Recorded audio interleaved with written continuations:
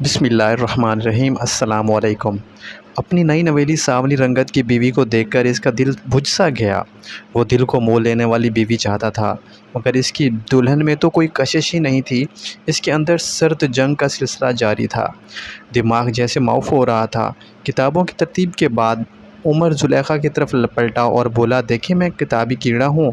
आपके लिए एक किताब का इंतखाब किया है, तोहफ़ल अरूस। ये सनफ़ नाज़ुक के मौजू पर पहली जामे उर्दू दिलकश किताब है।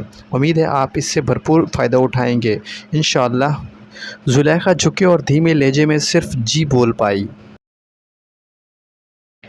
ज़ुलेखा जवान, जज्बात, एहसासात रखने वाली लड़की थी। इसके रवैये को समझ गई और लिबास तब्दील करने के लिए कोने में पड़े सूटकेस का रुख किया और सफ़ेद कॉटन का सादा सा शलवार कमीज़ निकाला और दुआ पढ़ते हुए वो वॉशरूम के अंदर चली गई और फिर दीवार के साथ लगकर अपने बेकाबू आंसू की झड़ी को ना रोक सकी। खूब आंसू बहाकर शावर लिया और बाहर निकलने से पहले चारों तरफ दुपट्टा लपेटकर माथे पर हल्का सा घूंघट निकाल लिया। बाहर आई तो उमर इशा के लिए जा चुका था, तो इसने भी आफियत नमाज में ही जानी और पूरी खुशू खुजू के साथ नमाज शुरू कर ली। और वो अपनी नमाज को तसल्ली से मुकम्मल की, अपने मरे मरे हाथों को अपने रब के सामने आजी और इनकसारी से फैला दिया। ऐ मेरे रब, मेरे शौहर के दिल में मेरे लिए मोहब्बत और उल्फत पैदा कर, मुझे इनकी नज़रों में पुरकशिश बना दे, आमीन। आंसू तमाम बंद तोड़ कर लगातार इसके सूती दुपट्टे को गीला किए जा रहे थे। एकदम आहट सुनकर इसने अपने चेहरे को रगड़ डाला और लिपक कर बिस्तर पर पलटी। तोहफ़ल उरूस के औराक उल्टना पलटना शुरू कर दिए। दोबारा से मर्दाना सलाम ने इसके दिल पर दस्तक दी।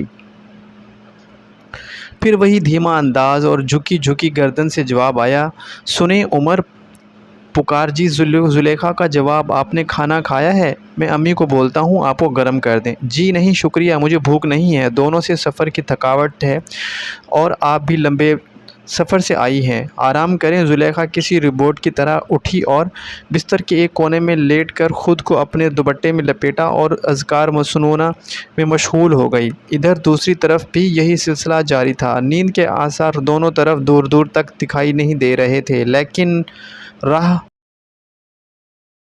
फ़रार का यही एक राज ज़रिया था। ज़ुलेखा बार बार इस नुक्ता को सोचे जा रही थी कि क्या मेरा ही नादावा वाली तस्वीर उमर को नहीं दिखाई गई, जबकि इनकी अम्मी जान ने मोमानी से ख़ास दरख्वास्त करके उमर को दिखाने के लिए ली थी। फिर आखिर क्या हुआ है जो इनकी आंखों में मेरे लिए किसी किस्म के जज्बात नहीं हैं? मुझे इनकी लोगों ने तस्वीर दिखा दी, फिर अपने बेटों को क्यों ना दिखाई? मैं तो रिश्तों से तरसी हुई हूँ। बचपन में वालिदैन का इंतकाल हुआ, ना कोई बहन ना भाई और ना शौहर मिला है। वो इतना कुर्ब हो के भी परसों को दूर है। दिल में ठेस उठी और आंखों ने खुलकर बरसना शुरू कर दिया। दिल शिद्दत गम से निढाल था। अगर वो इस रिश्ते से खुश नहीं हैं तो मैं इनको कभी मजबूर नहीं करूँगी। हाँ, अपने हकूक़ ज़रूर पूरे करूँगी जो कि मेरी तरबियत का हिस्सा हैं। रात के 2 बजे रहे थे। ज़ुलेखा चुपके से धीमी चाल से कमरे से निकल कर वाशरूम में गई। अच्छी तरह से वज़ू किया, चेहरे पर ठंडे पानी के छट्टे मारे और वापस खामोशी से कोने पड़े जाए नमाज पर खड़ी हो गई। नवाफिल में तवील क़याम के बाद अपने मरे मरे हाथों से अपने रब के सामने फैला दिए। फिर वही बरसात का सिलसिला और सीने में तड़प कंट्रोल करने की कोशिश की, लेकिन बेसूद। अपनी पेशानी को दोबारा सजदा रेज़ कर दिया और खूब गड़गड़ाई, मेरे मालिक, मेरी इस आजमाइश को आसान कर।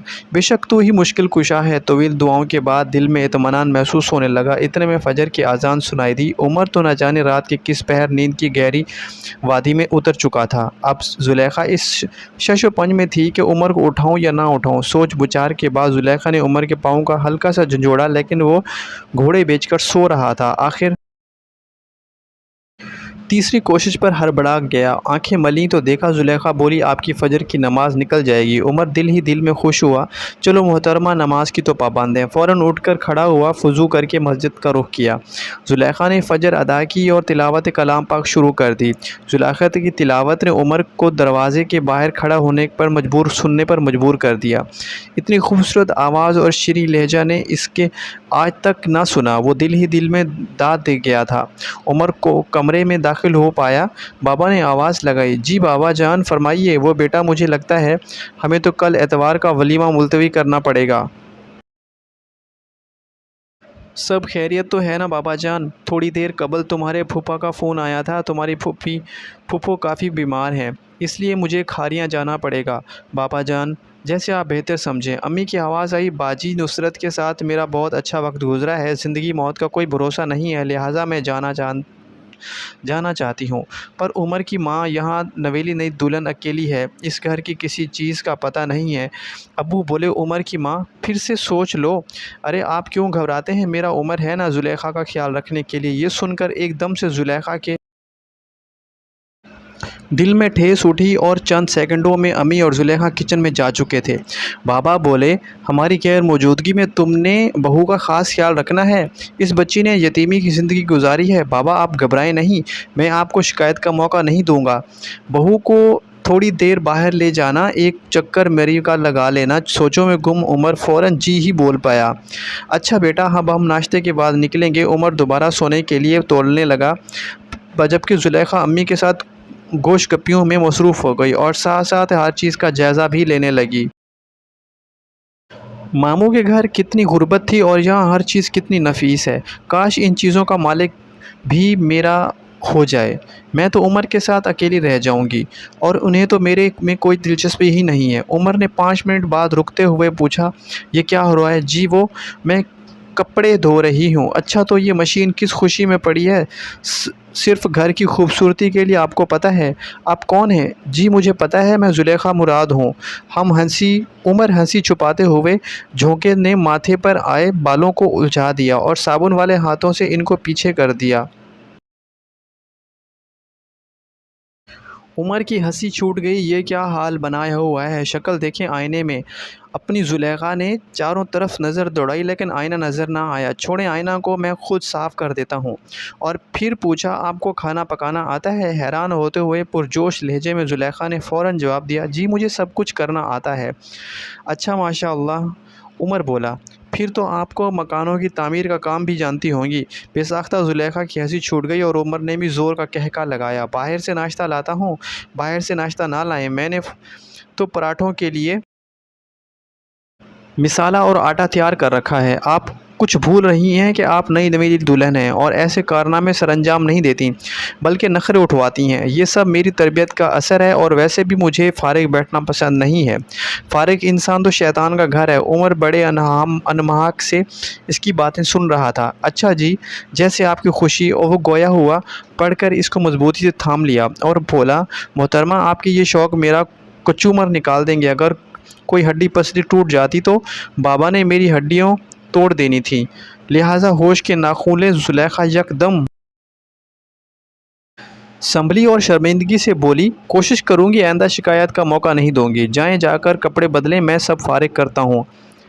کمرے میں آ کر لمبی سانس کھینچی، سوٹ کیس سے سادہ سا فیروزی سوٹ نکالا، شاور لیا اور سیدھی کچن میں پراٹھے بنانے لگی۔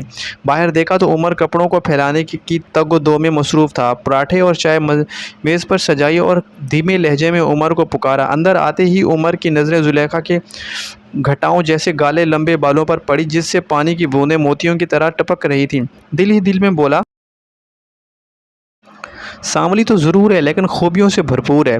دوبارہ عمر نے پکارا، آئیں جی ادھر بیٹھیں۔ کرسی کھینچ کر سامنے بیٹھ گئی۔ میری طرف دیکھیں، عمر نے نرمی سے مخاطب ہو کر زلیخا نے یکدم نظریں اٹھائیں اور پھر فوراً نیچے جھکا لیں۔ آپ کا شکریہ کے لیے بلایا تھا، ظہر کے بعد ہم دامن کو جائیں گے اور اس کے بعد عصر فیصل مسجد میں انشاءاللہ۔ آپ پہلے کبھی پنڈی آئی ہیں؟ جی کبھی نہیں آئی، میں تو صرف جہلم سے دینا اور دینا سے جہلم تک ہی محدود تھی۔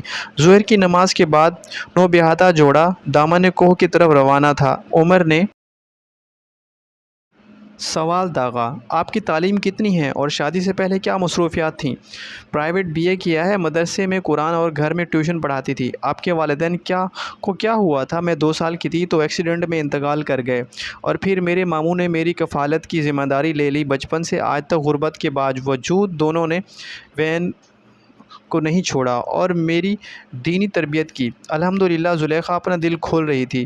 سنیں، آپ کو میرا سانولا رنگ پسند نہیں ہے اور میں یہ کل ہی جان گئی تھی۔ زلیخا مراد رات تک نہیں تھا، لیکن تہجد کی نماز اور تلاوت قرآن نے آپ کو دنیا کی سب سے خوبصورت عورت بنا دیا ہے۔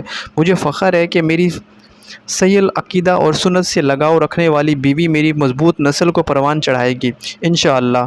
میں داد دیتا ہوں امی بابا کی پسند کو۔ زلیخا مراد آپ میری دلہن ہیں۔ آپ میری پاکیزہ، با کردار اور با حیا دلہن ہیں، جس کی اعلیٰ تربیت نے میرے دل میں کامیابی کے جھنڈے گاڑ دیے ہیں۔